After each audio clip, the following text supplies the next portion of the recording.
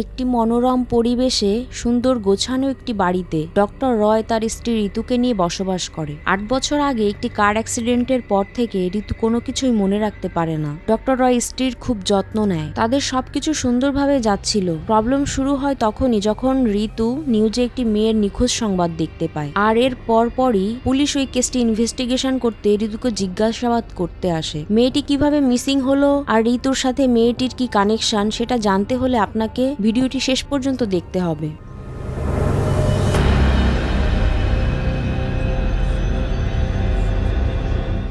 Hello বন্ধুরা, আজকে আমি আপনাদের সামনে একটি অসাধারণ psychological crime thriller Malayalam movie explain করব। মুভির নাম বোগেনভেলিয়া। বোগেনভেলিয়া অর্থ কাগজ ফুলের গাছ। আপনারা সবাই কম বেশি কাগজ ফুল দেখে থাকবেন, আমার খুব পছন্দের একটি ফুল। কাগজ ফুল মুভিতে পুলিশ অফিসারের ক্যারেক্টারটিতে কে অভিনয় করেছে বলুন তো? ইয়েস বন্ধুরা, the one and the only Fahadh Faasil. তো কথা না বাড়িয়ে চলুন মুভিটি দেখে আসা যাক। মুভির শুরুতে একটি কাপলকে ড্রাইভ করে যেতে দেখা যায়। মেয়েটি ছেলেটির কাঁধে মাথা রেখে ঘুমাচ্ছিল। হঠাৎই সামনে থেকে আসা একটি ট্রাকের সাথে ধাক্কা লেগে কারটি ছিটকে পড়ে। এখান থেকে সিন চলে যায় ৮ বছর পর। আপনারা যে ভদ্র মহিলাকে দেখতে পাচ্ছেন তার নাম ঋতু। তার ছেলে রায়ান আর মেয়ে এমাকে স্কুল বাসে তুলে দিতে এসেছে। বাচ্চাদের স্কুল বাসে তুলে দেওয়ার পরও ঋতু আনমনে গেটের সামনে দাঁড়িয়ে থাকে। এরপর দুধওয়ালা দুধ দিয়ে গেলে দুধের প্যাকেট নিয়ে সে ভিতরে আসছিল, কিন্তু ঋতুর মনের মধ্যে শুধু বাচ্চাদের কথাই ভাসছিল। ঋতু কাজের মেয়ে রিমার কাছে জানতে চায় বাচ্চারা কি স্কুলে গিয়েছে। রিমা বলে হ্যাঁ গিয়েছে। তারপরও ঋতু এমা রায়ানের রুমে গিয়ে চেক করে দেখে ওরা রুমে নেই। রুমের সবকিছু সাজানো গোছানো। ঋতু রিমার কাছে জানতে চায় বাচ্চাদের কে স্কুলে পাঠিয়েছে, তুমি না আমি। রিমা বলে তুমি তো 10 মিনিট আগে ওদেরকে দিয়ে এলে। কিন্তু ঋতু মনে করতে পারছে না। এরপর ঋতু তার স্টুডিওতে যায়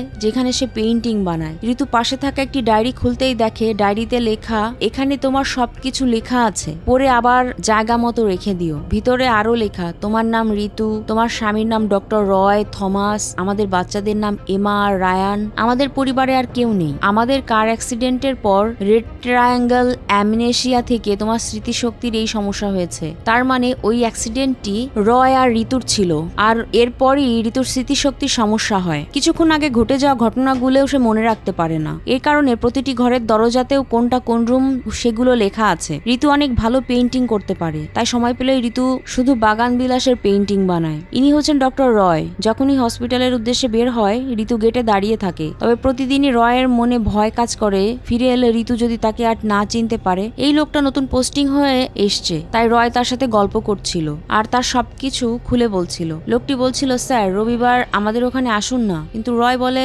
আসলে প্রতি রবিবার আমি আমার ফার্ম হাউসে যাই, ওখান থেকে টাটকা ফল আর সবজি নিয়ে আসি। সে বলে, তাহলে ম্যাডামকে নিয়ে দিনের বেলাতে ঘুরে আসুন। রয় বলে, না, ঋতু ওখানে যায় না, আর বিশেষ করে সপ্তাহের একটি দিনই তো আমি ওখানে গিয়ে স্বস্তি পাই। রয় খুবই ঠান্ডা প্রকৃতির এবং ফ্রেন্ডলি স্বভাবের। সে বাচ্চাদের সাথেও খুব সহজেই মিশে যেতে পারে। কাজের ফাঁকে এক নার্স জানতে চাচ্ছিল ম্যাডাম এখন কেমন আছে। রয় বলে, আমি পাশে থাকলে ভালো, তাই মাঝে মাঝে মনে হয় চাকরিটা ছেড়ে দিই, ওর পাশে থাকি, ওকে সময় দেই। অ্যাক্সিডেন্টের পর ডক্টর রয়কে বলেছিল ঋতুর অ্যামনেশিয়া দেখা দিয়েছে, এটা ভালো হবে না, তো লাইফ লং ওর যত্ন নিতে হবে। এরপর আমরা দেখি রিমা ঋতুর একটি পেইন্টিং প্যাকেট করছে, কারণ তারা এটি বিক্রি করতে যাবে। এর মধ্যে রিমার স্বামী বিজু এলে তারা পাশের একটি পেইন্টিং শপে যায়। দোকান মালিক পেইন্টিংটা রেখে দেয় এবং তাদেরকে 3000 টাকা দেয়। রিমা বলছিল, ম্যাডাম আপনার পেইন্টিং সবাই অনেক পছন্দ করে, এই দোকানদার মনে হয় আমাদের সাথে চিট করছে, আমাদের অন্য কোথাও দেখা উচিত। তো ঋতু বলে, আমার পেইন্টিং কিনছে কে?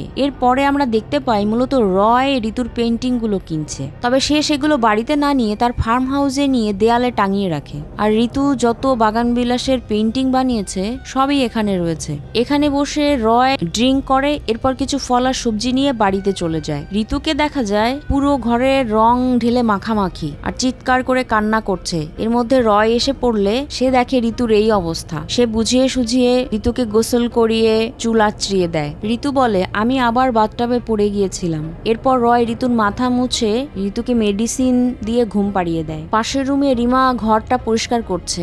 রয় ঋতুর ফোন নিয়ে দেখে ঋতু যে বাগান বিলাসের পেন্টিং বানিয়েছিল সেগুলো সে ছবি তুলে রেখেছে। এই জন্য রয় ঋতুর ফোন থেকে ওই ফটোগুলো ডিলিট করে দেয়। সিন শিফট হয়ে রাতে স্বপ্নের মধ্যে যায়। শুকুরের শব্দ পেয়ে ঋতুর ঘুম ভেঙে যায়। এজন্য ঋতু রয়কে বলছিল, দেখো আমি নিউজে দেখেছি এমন আইসোলেটেড বাড়ি চোরদের টার্গেট থাকে, তোমাকে আর বাচ্চাদেরকে নিয়ে আমার অনেক ভয় হয়। তখন রয় বলে, বাড়িতে সিসি ক্যামেরা আমি সেট আপ করে দিচ্ছি, এখন ঘুমিয়ে পড়ো। পরের দিন রবিবার, ঋতু বাচ্চাদের স্কুলে পাঠাতে রেডি করছে, কিন্তু বাচ্চারা বলছিল রবিবার তো ছুটির দিন, আজও কেন রবিবারে ক্লাসে অ্যাটেন্ড করতে হবে। ঋতু বলে, কথা বাদ দাও, দ্রুত যাও। এরপর বাচ্চাদের স্কুলে পাঠিয়ে ঋতু রয়ের হসপিটালে গিয়েছিল। ফেরার সময় ঋতু বলছিল, বাচ্চাদের পিক করতে যাবে না? রয় বলে, সানডে ক্লাস শেষ হলে আমি গিয়ে নিয়ে আসবো, এখন আমাদের দ্রুত যেতে হবে। কিন্তু ঋতু জানতে চায়, তাড়াহুড়ো কেন করছো রয়? রয় বলে, সিসিটিভি ইনস্টল করতে লোকেরা এসেছে, আবার রিমার তো আজ ছুটি। এরপর ঋতুরা বাড়ি ফিরে দেখে সিসিটিভি ইনস্টলেশনের টিম তাদের জন্য অপেক্ষা করছে। এই মেয়েটার নাম অমলা। অমলা ঋতুকে কার্ডও দেয়। রয় বলছিল, তুমি তাদের জন্য শরবত নিয়ে এসো। এজন্য ঋতু কিচেনে গিয়ে কার্ডটি সেলফের মধ্যে রেখে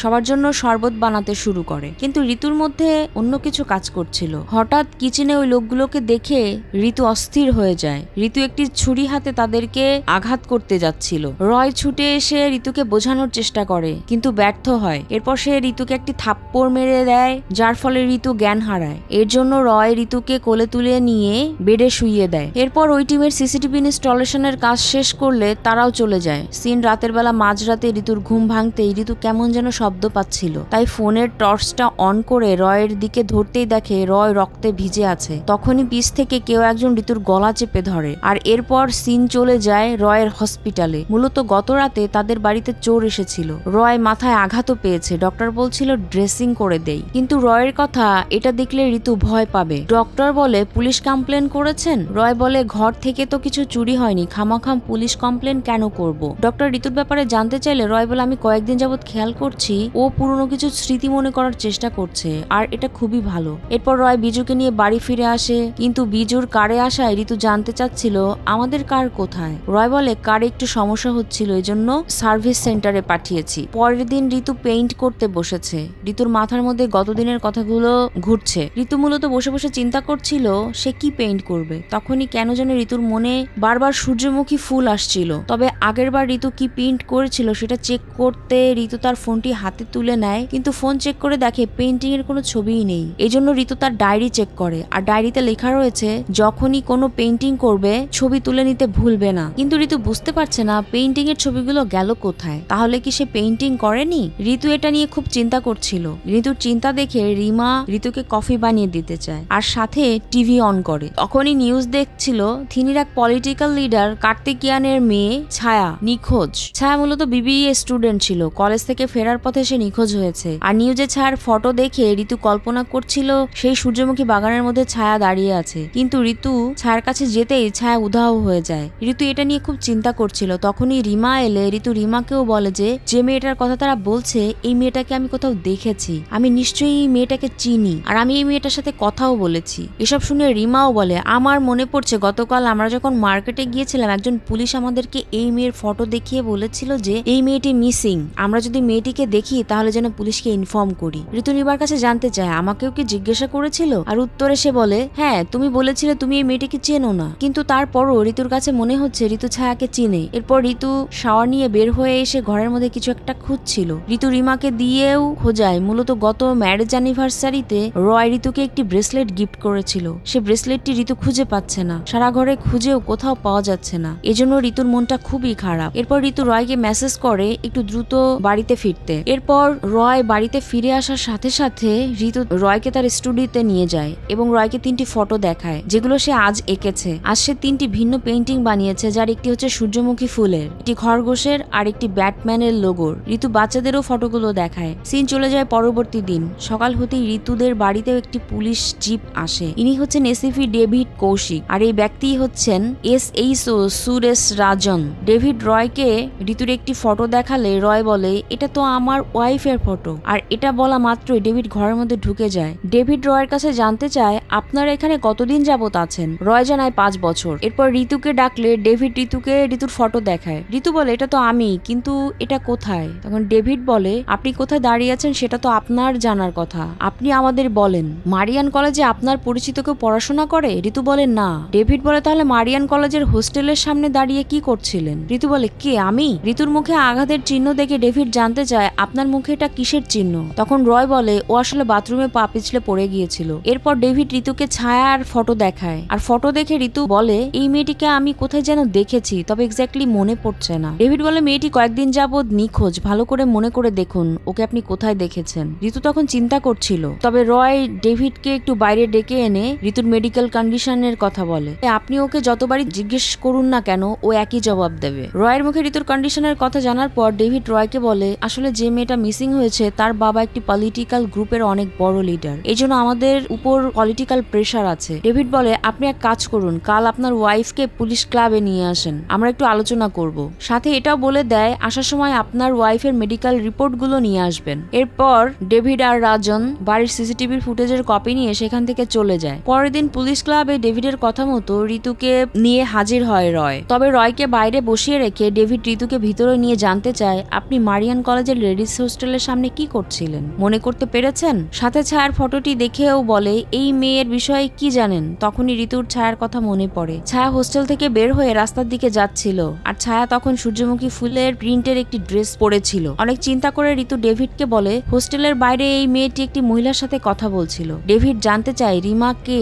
ঋতু বলে রিমা আমার বাড়িতেই কাজ করে, আর আমি শিওর ওই মেয়েটির সাথে আমি রিমাকেই দেখেছি। এরপর বাইরে এলে রয় ঋতুকে বলছিল তোমার এই মেডিকেল কন্ডিশনের পরও তুমি রিমার কথা কেন বললে? একমাত্র রিমাই তোমাকে হেল্প করে, তারপর তুমি কেন পুলিশের কাছে রিমার নামে কমপ্লেন করলে? আর তুমি এই ছায়াকে কিভাবে জানো? তুমি কি একবারও বুঝতে পারছো তুমি কি করছো? তোমাকে আমি হাজারবার বলেছি যে জিনিসটা তুমি শিওর না সেটা তুমি বলবে না। আর রয়ের এসব কথা শুনে রিমা আর বিজুকে ডাকা হয়। রিমাকে জিজ্ঞাসাবাদ করলে রিমা বলে আপনারা যে দিনের কথা বলছেন আমি তো ওই দিন আমার স্বামীর সাথে তার গ্রামের বাড়িতে তার কাজিনের বিয়েতে গিয়েছিলাম। আমার কথা বিশ্বাস না হলে আমার স্বামীকে জিজ্ঞাসাবাদ করে দেখতে পারেন। এরপর বিজুকে জিজ্ঞাসাবাদ করলে বিজুও একই কথা বলে। এরপর তাদের জবানবন্দি নিয়ে ডেভিড তাদের ছেড়ে দেয়। এরপর রয় ডেভিডকে বলে রিমা মূলত 4 বছর ধরে ঋতুকে হেল্প করছে, আর ঋতু সচরাচর যাদেরকে সবসময় আশেপাশে দেখে তাদেরকে নির্দ্বিধায় ও চিনতে পারে, আর যাদেরকে খুব বেশি দেখে না তাদেরকে ও ভুলে যায়। এজন্য ও যখন কোনো কিছু মনে করতে পারে না ও নিজের ইচ্ছা খুশি মতো এক একটা উত্তর বানায়। আর আমার যতটুকু মনে পড়ছে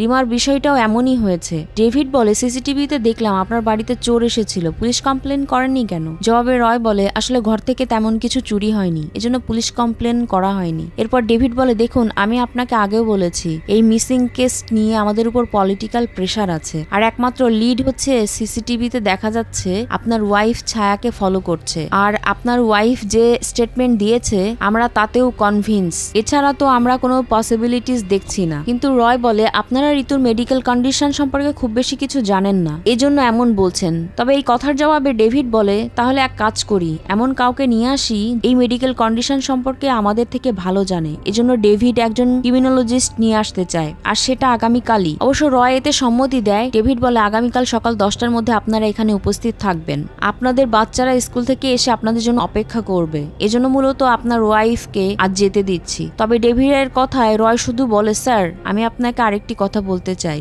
আর সেটা হচ্ছে আমাদের কোনো বাচ্চা নেই, এসব ওর হ্যালুসিনেশন। রয়ের কথা শুনে ডেভিড অবাক হয়ে যায়। এর পরের সিনে ডেভিড ড্রিঙ্ক করছিল। এর মধ্যে ডেভিড বলছিল এখানে ঘুরতে এসে যে সকল মেয়েরা মিসিং হয়েছে সবার একটি তালিকা তৈরি করে দিতে হবে, আর ঋতুকে জিজ্ঞাসাবাদ করতে তারা ক্রিমিনাল সাইকোলজিস্ট মীরাকে ডেকে আনে। এরপর ঋতুর ফোন চেক করে দেখা যায় ঋতু যখন যে কাজগুলো করতো ঋতুর ফোনের মধ্যে রেকর্ড করে রাখতো, কিন্তু এক্স্যাক্টলি 11 তারিখের রেকর্ডটি মিসিং। 11 তারিখের ঘটনা সম্পর্কিত কোনো রেকর্ডই সেখানে নেই। এ ব্যাপারে ঋতুর কাছে জানতে চাইলে ঋতু বলে ওই দিন আমি রেকর্ড করিনি। মীরা জানতে চায় তুমি কি সবকিছু রেকর্ড করে রাখো না? ঋতু বলে আসলে আমি সবকিছু রেকর্ড করি না, গুরুত্বপূর্ণ বিষয়গুলো রেকর্ড করে রাখি। ডায়েরি লেখার ব্যাপারে জানতে চাইলে ঋতু সেটাও বলে যে আমি ইম্পর্টেন্ট নোট বানাই, ডায়েরিতে লিখি না। তবে এরপর মীরা জানতে চায় তুমি কি ছায়া সম্পর্কে কোনো কিছুই মনে করতে পারছো না? এরপর ঋতু অনেক চিন্তা ভাবনা করে বলে আমি তো ছায়া সম্পর্কে নিউজে দেখেছিলাম। মীরা বলে তাহলে এরপর তুমি সানফ্লাওয়ারের পেইন্টিংটি বানিয়েছিলে? তখন ঋতু বলে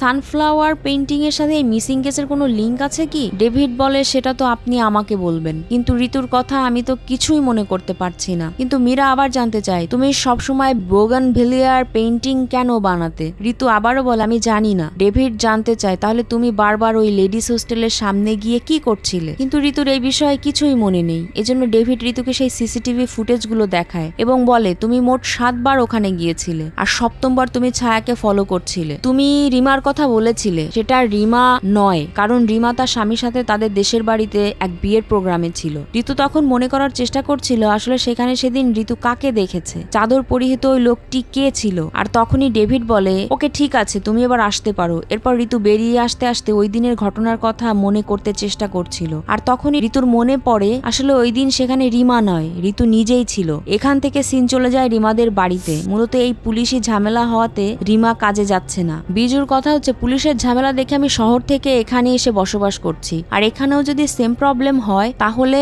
আমরা কি করব। রয় রিমাকে বোঝানোর চেষ্টা করে তুমি তো জানো ঋতুর কন্ডিশন, কিন্তু রিমার কথাও আপনি তো দেখেছেন কি হয়েছে। বিজুর কথা ম্যাডামের কন্ডিশন তো আপনি জানেন, যে কোনো কিছু হলে আপনাদের টাকা আছে, আপনারা পার পেয়ে যাবেন, কিন্তু আমরা পার পাবো না, দয়া করে অন্য কোনো লোক খুঁজে নিন। কিন্তু রয় বোঝানোর চেষ্টা করে যে ঋতুর যে কন্ডিশন, অন্য কোনো লোক বাইরে থেকে নিয়ে আসলে ঋতুর সাথে সেটেল করা এতটা সহজ হবে না। ঋতু নিজেও বিষয়টি বুঝতে পারছে, এজন্য ঋতু রিমার সাথে ফেস টু ফেস কথা বলতে পারছে না। তবে রয় ভালোভাবে বোঝানোর পর বিজু একটু নরম হয়, বলে এরপর যদি কোনো কিছু হয় তারা আর কোনো অনুরোধই রাখতে পারবে না। এরপর থেকে রিমা আবার কাজে যেতে শুরু করে। আর এর মধ্যেই পাশের একটি ব্রিজের নিচে এক ব্যক্তির অর্ধগলিত মরদেহ পাওয়া যায়। মরদেহের সাথে একটি ব্রেসলেটও পাওয়া যায়। সিন চলে আসে ঋতুদের বাড়িতে। ঋতু আর রিমা কথা বলছিল, তখন হঠাৎ ঋতু জানতে চায় আমার ব্রেসলেটটা কোথায় রিমা। রিমা বলে আমরা সেদিন অনেক খুঁজেছিলাম কিন্তু কোথাও ব্রেসলেটটি পাইনি, ব্রেসলেটটি হারিয়ে গেছে। রিমা জানতে চায় তুমি যখন হসপিটালে গিয়েছিলে সেখানে ফেলে আসনি তো?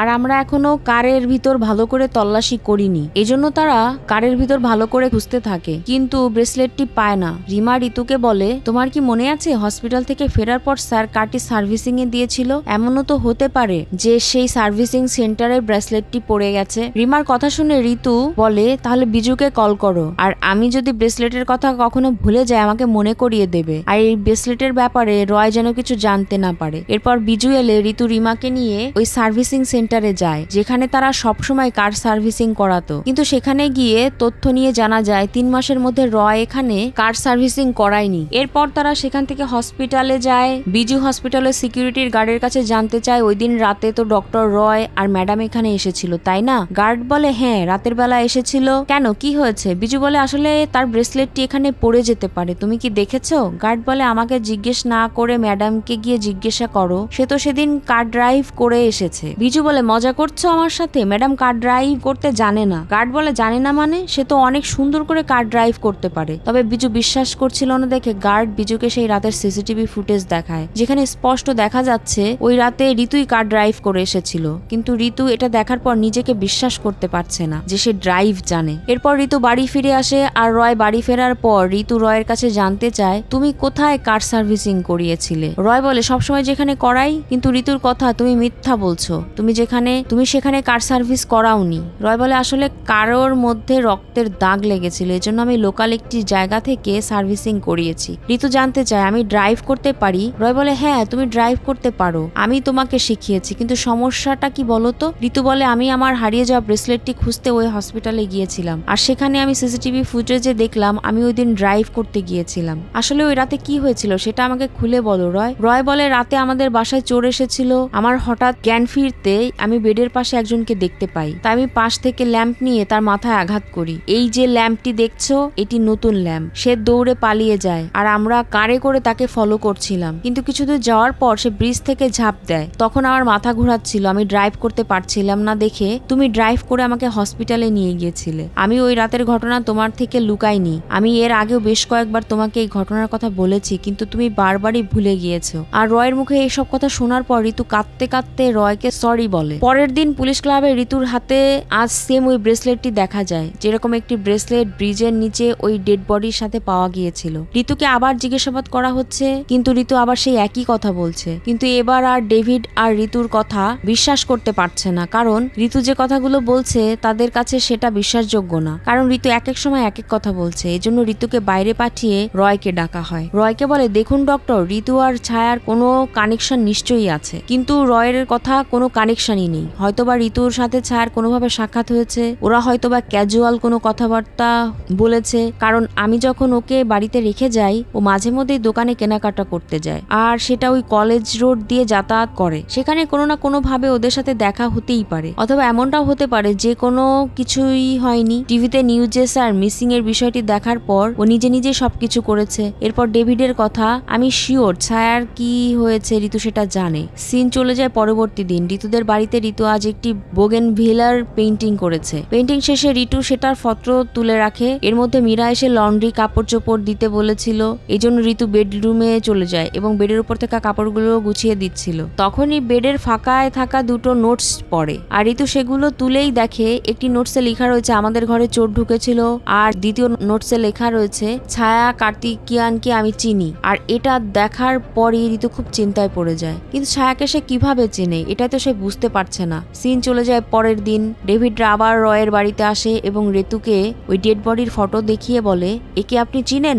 ঋতু বলে, না আমি চিনি না। ডেভিড বলে, একজন ক্রিমিনাল, কিন্তু মারা গেছে। ডেভিড বলে, আপনার ব্রেসলেটটি নাকি হারিয়ে গেছে, দেখুন তো এটা কিনা। ঋতু বলে, ব্রেসলেট তো আমার হাতেই আছে। এর মধ্যেই স্কুল বাসের শব্দ পেয়ে ঋতু বেরিয়ে যায়। মীরা জানতে চাচ্ছিল এটা কি ওর ডেইলি রুটিন। রয় বলে, হ্যাঁ, ও মূলত ওর নিজস্ব জীবনের মধ্যে বসবাস করে, ও কি দেখে শুধু ওই জানে। আমাদের দুবার মিসক্যারেজ হয়েছিল, আর এরপর থেকে এসব হ্যালোসিনেশন তৈরি হয়েছে। তবে ডেভিড ব্রেসলেটটির বিষয়ে জানতে চায়। রয় বলে, আসলে স্যার আমরা ভেবেছিলাম আমাদের ঘরের কোনো কিছুই চুরি হয়নি, কিন্তু পরে আমরা দেখলাম আমাদের ঘর থেকে একটি ব্রেসলেট মিসিং। মূলত ওই ব্রেসলেটটি আমি ঋতুকে আমাদের ওয়েডিং অ্যানিভার্সারিতে গিফট করেছিলাম। আমি দেখলাম ওই ব্রেসলেটটি নিয়ে অনেক প্যানিক করছে, এজন্য আমি ওকে একটি রেপ্লিকা কিনে দেই। ডেভিড জানতে চায় যে রাতে আপনাদের বাড়িতে চোর এসেছিল, আপনারা ওই রাতে কার নিয়ে কোথায় গিয়েছিলেন? রয় বলে, ওই রাতে আমাদের ইনজুরি হয়েছিল, এজন্য আমরা সোজা হসপিটালে গিয়েছিলাম। এরপর ডেভিডরা চলে যায় রয়ের হসপিটালে। এরপর ঋতু শাওয়ার নিতে গেলে খেয়াল করে তার শরীরের মধ্যে অনেক আঘাতের চিহ্ন, কিন্তু এগুলো কিভাবে হলো ঋতু কিছুই মনে করতে পারছে না। এগুলো নিয়ে ঋতু বেশ চিন্তায় ছিল। ঋতু কিচেনে কাজ করতে গিয়ে অমলা নামের ওই মেয়েটির কার্ডটি দেখতে পায়। ঋতু তখন চিন্তা করে, ঘরে যেহেতু সিসিটিভি ক্যামেরা আছে, ওই রাতে কি হয়েছিল সিসিটিভি ক্যামেরার ফুটেজ চেক করলে সব পাওয়া যাবে। এই জন্য ঋতু অমলাকে ডেকে ওই রাতে সিসিটিভি ফুটেজ চেক করতে বলে। ফুটেজ চেক করে দেখা যায় ওই রাতে চোর আসার পর রয় ওই ল্যাম্প দিয়ে চোরের মাথায় আঘাত করেছিল। এরপর চোর যখন বাড়ি থেকে বের হয়ে যাচ্ছিল, রয় আর ঋতুও কার নিয়ে তাকে ফলো করছিল। সিন চলে যায় রাতে। আজ রাতেও ঋতু বাথটাবের মধ্যে পড়ে গিয়েছে, এজন্য রয় জানতে পেলেই ঋতুর মাথা মুছে ঋতুকে ঘুম পাড়িয়ে দেয়। এর পরবর্তী দিন রয় ডেভিডের সাথে দেখা করে এবং ডেভিডকে বলে, ঋতুর মেডিকেল কন্ডিশনের কথা তো আপনাদেরকে আমি অনেকবার বলেছি, তারপরও কেন ওকে বারবার ডিস্টার্ব করছেন? ডেভিড বলে, দেখুন আমরা ইচ্ছে করে আপনার ওয়াইফকে ডিস্টার্ব করছি না, এটা শুধু একটি মেয়ের ইনভেস্টিগেশন না, এটা বহু মেয়ের ইনভেস্টিগেশন, তাই আপনার ওয়াইফকে ডাকুন। বাধ্য হয়ে রয় আবার ঋতুকে ডেকে আনে। ডেভিড ঋতুকে ত্রিশিকা এবং জেনিফার নামে দুটো মেয়ের ফটো দেখায় এবং বলে, ত্রিশিকা আগস্টের 19 তারিখ মিসিং হয়েছে আর জেনিফার সেপ্টেম্বরের 28 তারিখে। এই দুজনের সাথে আপনার কখনো দেখা হয়েছিল? মীরাও জানতে চায় তাদের সাথে দেখা করার বিষয়ে কোনো কিছু কি মনে পড়ছে। ঋতু সোজা না বলে দেয়। এরপর ডেভিড ঋতুকে বাইরে বের করে দিয়ে রয়ের কাছে জানতে চায়, আপনি বলেছিলেন আপনার ওয়াইফের মেডিকেল কন্ডিশনের জন্য আপনার ওয়াইফকে আপনি ট্রিটমেন্ট দিতে এক জায়গায় নিয়ে যেতেন, সেটা কোথায়? রয়ের থেকে ঠিকানা নিয়ে ডেভিড আর মীরা সেই জায়গাতে যায় এবং সেখানে গিয়ে জানতে পারে ঋতুকে অন্তত প্রতি মাসে একবার এখানে আনা হয় আর প্রতিবারই ঋতু এই রুমেই থাকতো। মীরা এবং ডেভিড লক্ষ্য করে এই রুমের জানালায় একটি বোগেনভেলিয়ার গাছ রয়েছে। এটাও হতে পারে এই বোগেনভেলিয়া দেখে ঋতু শুধু বোগেনভেলিয়ার পেন্টিং বানায়। এরপর ডেভিড এখানকার ডক্টরকে ত্রিশিকা আর জেনিফারের ফটোটি দেখিয়ে জানতে চায়, এদের এখানে কখনো দেখেছেন?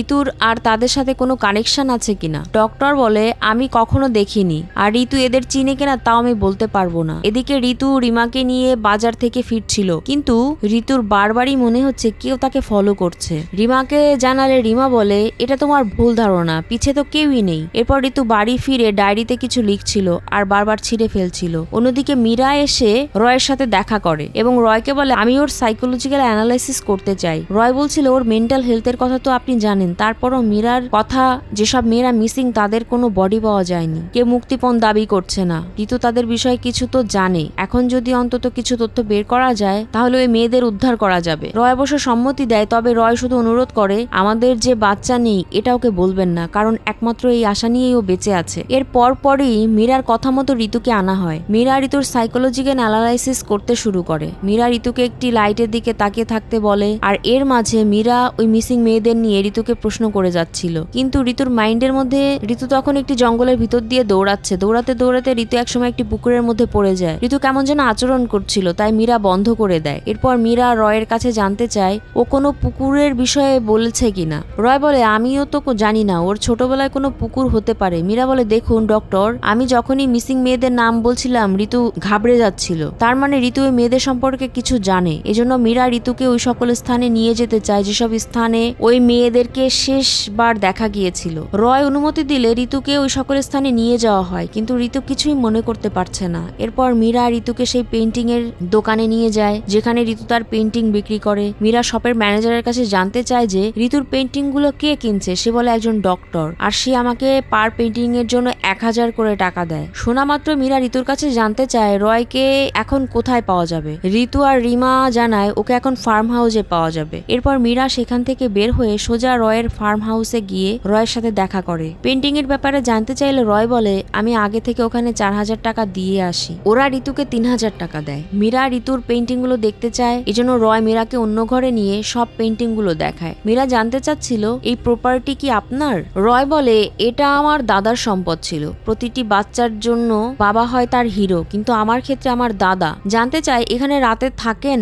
রয় বলে না, ঋতুর সিচুয়েশন তো জানেন। কথা বলতে বলতে মীরা জানলার পর্দা সরায়, দেখে বাইরে অনেকগুলো বোগেনভেলিয়ার গাছ। মীরা জানতে চায় তাহলে কি ঋতু এগুলো দেখে বোগেনভেলিয়ার পেন্টিং বানায়। রয় বলে হতে পারে, কারণ বিয়ের প্রথম ঋতু এখানে আসতো, কিন্তু এখন তো পেন্টিং নিয়ে ব্যস্ত থাকে। এর মধ্যে শূকরের বিকট শব্দ আসছিল, যা শুনে মীরা একটু ভয় পেয়ে যায়। মীরা জানতে চায় এখানে কি শূকর আছে। রয় বলে শুধু শূকরই না, ছাগল মুরগি অনেক আছে। তবে মীরা কেন যেন ভয় পাচ্ছে, তাই মীরা দ্রুত সেখান থেকে বের হয়ে চলে যায়। সিন চলে যায় রাতে। রয় আর ঋতুকে দেখা যায় বাড়ি থেকে বাড়ি ফিরছে। এর পরদিন সকাল হতে রয় ঘুম থেকে উঠে বেডের নিচে থাকা ঋতুর নোটস চেক করে, আর এখানে 3টি নোট ছিল। একটিতে লেখা ব্যাটম্যানের লোগো, খরগোশ আর সূর্যমুখী ফুলের পেন্টিং। এগুলো মীরা নিয়ে গেছে। আরেকটিতে লেখা মীরা কাল আবার আসবে আমাকে ফার্ম হাউসে নিয়ে যেতে।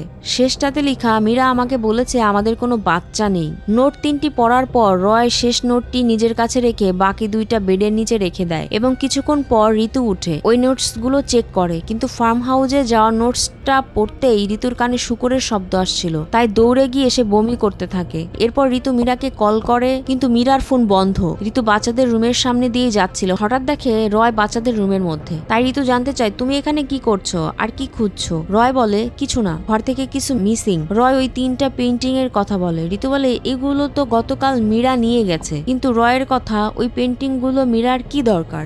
রয় ঋতুকে বলে আসো আসো, শাওয়ার নাও, এরপর আমরা রাস্তা করব।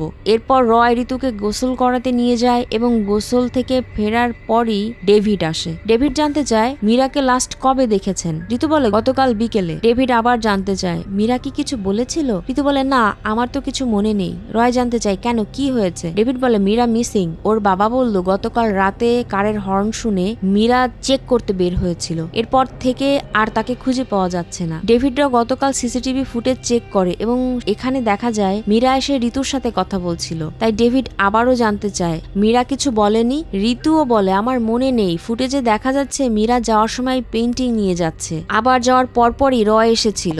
আবার রাতে রয় আর ঋতু বেরও হয়েছিল। রয় জানায় তারা দুজন গত রাতে ওপেন রেস্টুরেন্টে ডিনার করতে গিয়েছিল। তবে সবকিছু শোনার পর ডেভিড ফুটেজের কপি নিয়ে সেখান থেকে চলে যায়। আর ডেভিড চলে যেতেই ঋতু ফুটেজগুলোর দিকে তাকিয়েছিল। তখন রয় এসে বলে আসলে ফার্ম হাউসে একজন ব্ল্যাক পেপার নিতে আসবে, তো তাই আজ ছুটি নিয়েছি। ঋতু বলে তুমি যাও, রিমাও তো এসে পড়বে। অবশ্য রয় বের হওয়ার আগেই রিমা এসে পড়ে। এরপর রয় ফার্ম হাউসে চলে যায়। রয় ফার্ম হাউসে গিয়ে তার ফ্রিজ থেকে কাঁচা মাংস বের করে গ্রিল করে, এরপর তার পালিত কুকুরদেরকে খাওয়ায়, এবং ভিতরে এসে আগুন জ্বালিয়ে তার দাদার পুরাতন একটি চেয়ারে বসে। সে ড্রিঙ্ক করছিল আর বারবার তার দাদার ফটো দেখছিল। রয়ের দাদা মূলত কে ছিল আর সে কিভাবে রয়ের হিরো হলো, চলুন আগে সেটা জেনে আসি। এই বাড়িটি মূলত রয়ের দাদা দেবাস্বামীর বাড়ি ছিল। সে তৎকালীন সময়ের প্রভাবশালী ব্যক্তি ছিল। দেবার ছেলে মানে রয়ের বাবা দেবার সম্পত্তি না নিয়ে বিয়ে করায়, রয়ের বাবা দেবার সম্মতি না নিয়ে বিয়ে করায় দেবা ছেলের বউ আর নাতিকে রেখে ছেলেকে বাড়ি থেকে বের করে দিয়েছিল। রয় সবসময় দেবার জিনিসপত্র নিয়ে নাড়াচাড়া করত। এজন্য দেবা রয়কে বলেছিল এসব তোমার পছন্দ, সব তুমি পাবে, শুধু তোমার বাবার মতো হয়েও না। এরপর একদিন গ্রামের পুজোর অনুষ্ঠানে দেবা গ্রামবাসীকে খাওয়াচ্ছে। এরকম একটা উৎসব হচ্ছিল, কিন্তু রাতে শব্দ শব্দ পেয়ে বাড়ির পিছে পিছে গিয়ে কয়েকজন লোক দুটি মেয়েকে দেবার কাছে নিয়ে আসে। এরপর দেবা মেয়ে দুটিকে উপরে নিয়ে যায়। এভাবে মাঝে মধ্যে দেবা অল্প বয়সী মেয়েদেরকে এনে তার যৌন লালসা মেটাতো। কিন্তু এর মধ্যে একদিন একটি মেয়ে মারা যাওয়ায় দেবা তার সহযোগী কুরিয়া আপ্পাকে ডাকে, আর কুরিয়া আপ্পা মেয়েটিকে শুকরের খামারে নিয়ে গিয়ে টুকরো টুকরো করে কেটে ফেলে। এই সব কিছু রয় দূরে লুকিয়ে লুকিয়ে দেখছিল। তবে শুধু তাই নয়, দেবা কুরিয়া আপ্পাকে বিভিন্ন কাজে পাঠিয়ে কুরিয়া আপ্পার স্ত্রীর সাথে পরকীয়া করত, আর রয় জানালা দিয়ে সবকিছু দেখত। এভাবে দেখতে দেখতে কুরিয়া আপ্পার স্ত্রীর একদিন রয়কে ধরে ফেলে, আর এরপর কুরিয়া আপ্পার স্ত্রী রয়কে তার ঘরে নিয়ে যায়। মূলত এরপর থেকে রয় তার দাদাকে ফলো করে। রয় তার দাদাকে ফলো করে করে দাদার মতো হয়ে উঠেছে। রয় দাদাকে তার হিরো মনে করে, তাই এখনো দাদার চেয়ারেই বসে এবং দাদার সেই লাঠিটাও ব্যবহার করে রয়। ওই লাঠিটা হাতে ঘরের নিচে থাকা গোপন একটি চেম্বারে যায়, আর এখানে সে মীরাকে বেঁধে রেখেছে। এখানের জানালার পাশেও বোগেনভেলিয়ার গাছ। অন্যদিকে ঋতু গতদিনের কথা মনে করার চেষ্টা করছে, কিন্তু কিছুই মনে পড়ছে না। ঋতু রিমার কাছেও জানতে চায় গতকাল না মীরা এসেছিল। রিমা বলে গতকাল তো আমি একটু আগে চলে গিয়েছিলাম। ঋতু বলে আমি যতই কিছু মনে করতে চাই আমার মনে হয় আমি ততই পানিতে ডুবে যাচ্ছি। রিমা বলে তুমি না সব রেকর্ড করে রাখো, কিন্তু ঋতুর কথা ফোনে তো রেকর্ড পাচ্ছি না, এমনকি আমার পেইন্টিং এর কোনো ফটো পাচ্ছি না। রিমা বলে তাহলে গতকাল কি হয়েছে সেটা জানতে হলে তোমাকে সিসিটিভি চেক করতে হবে। এরপর ঋতু সিসিটিভি চেক করে, আর সেখানে দেখা যাচ্ছে মীরা ঋতুকে কিছু বলছে, কিন্তু কি বলছিল। ঋতু বলে আমি তো গুরুত্বপূর্ণ সবকিছু নোট বানিয়ে বিছানার নিচে রাখি। এই জন্য দুজন মিলে পুরো বিছানা খুঁজে দেখে, কিন্তু কোথাও সেই নোট নেই, কারণ সেটা তো রয় সরিয়ে ফেলেছে। ঋতু আবারও গতকালের সিসিটিভি চেক করে। মীরা আসার পর থেকে আজ পর্যন্ত সকালে যা যা ঘটেছে সব ফুটেজ চেক করে। এরপর রিমার কাছে জানতে চায় রয় এখন কোথায়। রিমা বলে ফার্ম হাউসে গেছে। ঋতু বলে তাহলে বিজুকে ডাকো, আমরা ফার্ম হাউসে যাব। এরপর বিজুকে নিয়ে ঋতু ফার্ম হাউসের উদ্দেশ্যে বেরিয়ে পড়ে, কিন্তু পথিমধ্যে মীরার বাড়ি পড়ায় ঋতু রিমাকে মীরার বাড়ি থেকে খোঁজ নিয়ে আসতে বলে, আর নিজে গেটের সামনে দাঁড়িয়েছিল। এরপর রিমা যখন ফিরে আসছিল ঋতুর মনে হচ্ছিল মীরা তার কাছে আসছে। রিমা এসে বলে গত রাতে গাড়ির হর্ন শুনে মীরা চেক করতে এসেছিল, এরপর আর ফেরেনি। তবে এটা শুনে ঋতু তার পিছে ফিরে দেখে রয় সেখানে দাঁড়িয়ে রয়েছে। মানে গত রাতে এক্স্যাক্টলি যা কিছু হয়েছে সব ঋতুর চোখের সামনে ভাসছে। অন্যদিকে রয় মীরাকে ইঞ্জেকশন দিতে যাচ্ছিল, তখনই ঋতুরা এসে পড়ায়। কারের শব্দ পেয়ে রয় তড়িঘড়ি করে উপরে এসে জানতে চায় কি হয়েছে। ঋতু বলে মীরা মিসিং।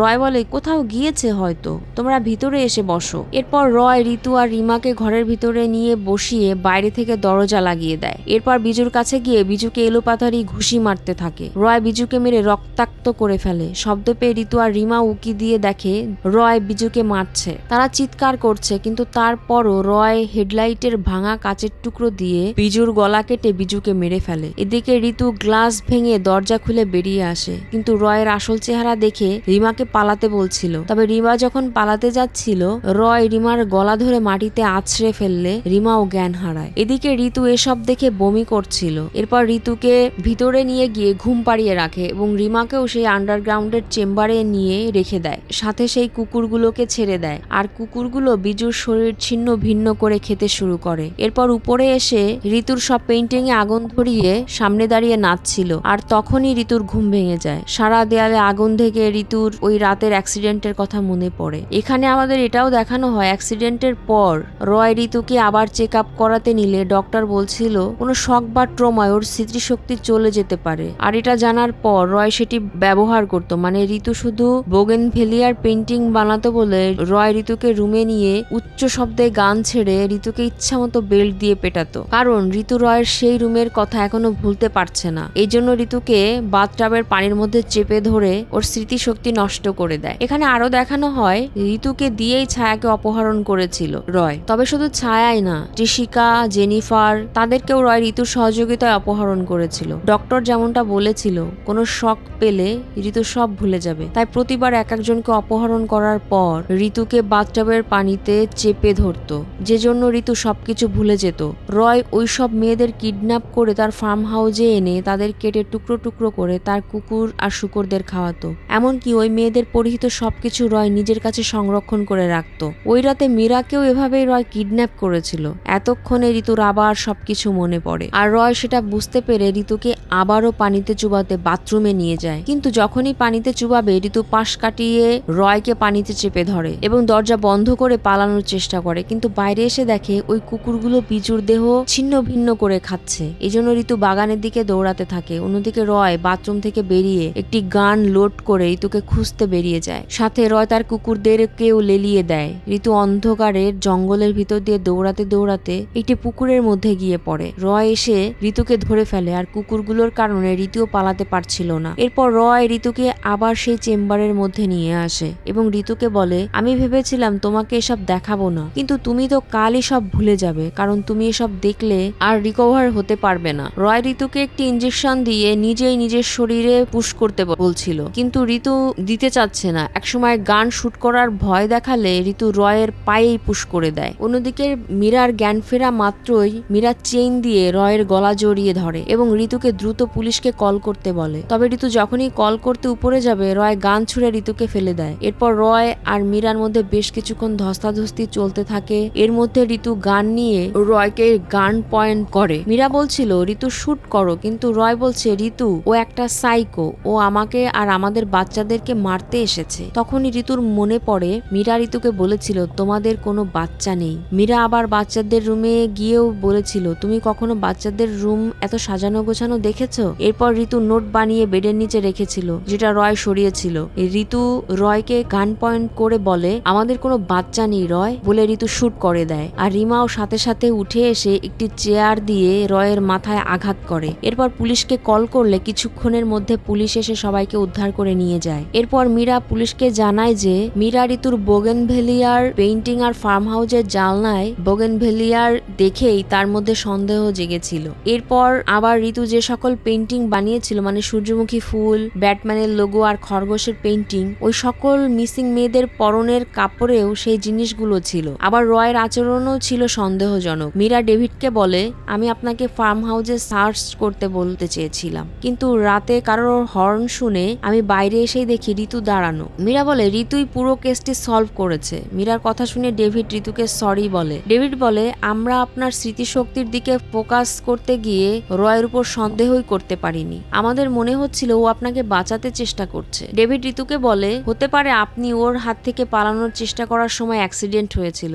অথবা অ্যাক্সিডেন্টটি বাস্তবে হয়েছিল। যে 13 জন মেয়ে মিসিং ছিল, আমরা ওই 13 জনের ব্যবহৃত জিনিসপত্র ফার্ম হাউস থেকে উদ্ধার করেছি, যেগুলো ট্রফি হিসেবে তার কাছে রেখে দিয়েছিল। আর ওই 13 জন মেয়ের মধ্যে আপনি একমাত্র মেয়ে যে ওর হাত থেকে বেঁচে গেছেন। আর এমন হতে পারে আপনার স্মৃতিশক্তি হারানোতে ও এটাকে একটা অ্যাডভান্টেজ হিসেবে নিয়েছিল, ভেবেছিল যাতে আপনাকে ব্যবহার করে মেয়েদেরকে ফাঁদে ফেলতে পারে। মীরাও বলে ও বুঝতে পেরেছিল তোমাকে বাথটাবের পানিতে ডুবালে তুমি সবকিছু ভুলে যাও, আর তুমি নিশ্চয়ই ওই ফার্ম হাউসে অনেক দিন ছিলে, সেজন্য তুমি বোগেনভেলিয়ার পেইন্টিং বানাতে। ডেভিড বলে রয় আপনাকে নিয়ে একটি মিথ্যা দুনিয়া বানিয়ে রেখেছিল, যেটা অন্য সবাই বিশ্বাস করে নিয়েছিল। বাস্তবে আপনার নাম ঋতু না, এস্থার এমানুয়েল। মূলত রয় এমন একটি মিথ্যা দুনিয়া বানিয়ে রেখেছিল যার কোনো অস্তিত্ব ছিল না, আর এর জন্যই কেউ তাকে সন্দেহ মাত্র করতে পারেনি। কয়েকদিন পর ঋতু জেলে গিয়ে রয়ের সাথে দেখা করে এবং রয়কে বলে আমি প্রার্থনা করি তোমার স্মৃতিশক্তি হারিয়ে যাক, তুমি তোমার প্রার্থনা করে ঘুমিয়ে পড়ো। বলে ঋতু অর্থাৎ এস্থার এমানুয়েল সেখান থেকে চলে যায়, আর এখানেই মুভিটি শেষ হয়ে যায়। বোগেনভেলিয়া মুভিটি 2024-এর একটি অসাধারণ থ্রিলার মুভি। এখানে রয় হচ্ছে একজন সাইকো কিলার। সে খুব চতুরতার সাথে তার সমস্ত মিথ্যা বানোয়ার পৃথিবী মানুষের সামনে একজন ভালো মানুষ সেজে পড়ে চলছিল। সে তার সমস্ত ধরনের ক্রাইম তার দাদার কাছ থেকে শিখেছিল। এজন্য কথায় বলে সৎসঙ্গে স্বর্গবাস, অসৎ সঙ্গে সর্বনাশ। মুভিটি আপনাদের কেমন লাগলো কমেন্ট করে জানাবেন। ভিডিওটি ভালো লাগলে অবশ্যই লাইক করবেন এবং আমার চ্যানেলে নতুন হয়ে থাকলে অবশ্যই সাবস্ক্রাইব করতে একদম ভুলবেন না। দেখা হচ্ছে পরবর্তী ভিডিওতে। ততক্ষণ সবাই ভালো থাকবেন, সুস্থ থাকবেন। আল্লাহ হাফেজ।